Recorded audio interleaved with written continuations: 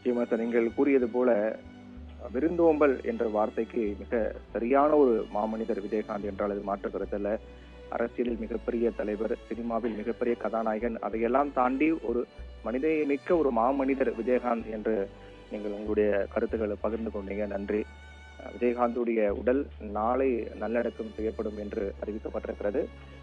இந்த நிகழ்வை பொறுத்தவரையில் மாமண்டூரில் இருக்கக்கூடிய செங்கல்பட்டு மாவட்டம் மாமண்டூரில் அமைந்திருக்கக்கூடிய விஜயகாந்துக்கு சொந்தமான பொறியியல் கல்லூரி ஆண்டாள் அழகர் பொறியியல் கல்லூரியில் அவருடைய உடல் நல்லடக்கம் செய்யப்பட வாய்ப்பு இருப்பதாக தகவல்கள் எல்லாம் வெளியாக இருக்கிறது.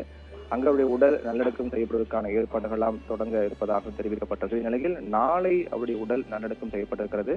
அதற்கு முன்பாக விஜயகாந்த் உடலுக்கு சற்று நேரத்தில் பொதுமக்கள் அஞ்சலிக்கு ஏற்பாடுகளும் செய்யப்பட்டிருக்கிறது. பொதுமக்கள் அஞ்சலி செலுத்தும் அதே சமயத்தில் வரக்கூடிய முக்கிய பிரபலங்கள் அஞ்சலி செலுத்துவதற்கான ஏற்பாடுகள்லாம் தொடங்கியிருக்கிறது. உடல்நலக் குறைவால் மருத்துவமனையில் அனுமதிக்கப்பட்ட விஜயகாந்த் தற்போது உயிரோடு இல்லை, இயற்கை எய்துவிட்டார் என்பதை ஏற்றுக்கொள்ள முடியாத மிகப்பெரிய சோக நிகழ்வாகவே பார்க்கப்படுகிறது.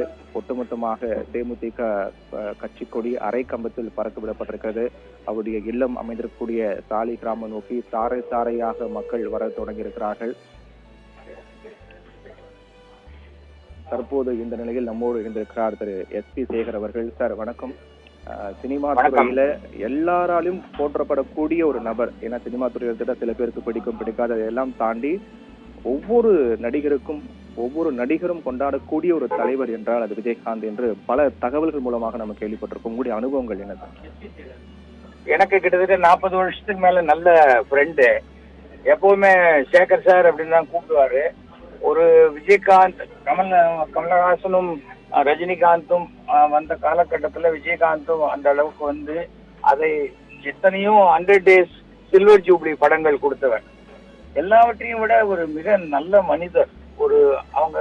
அவருடைய ஆபீஸ்ல தினசரி ஒரு 100 பேராவது சாப்பிட்டுட்டு இருப்பாங்க. அந்த மாதிரியான ஒரு எண்ணம் உடையவர். அவர் தான தர்மங்கள், கடவுள் நம்பிக்கை எல்லாமே உண்டு.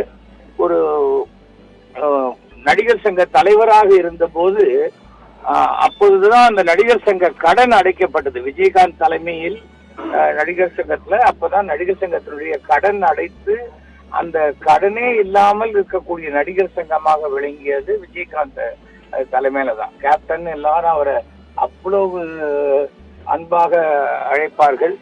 பட் எல்லாவற்றையும் தாண்டி வந்து ஒரு நல்ல மனிதன். அரசியல்ல கூட அவருடைய நேர்மைதான் அவருக்கு எதிரியாக இருந்தது.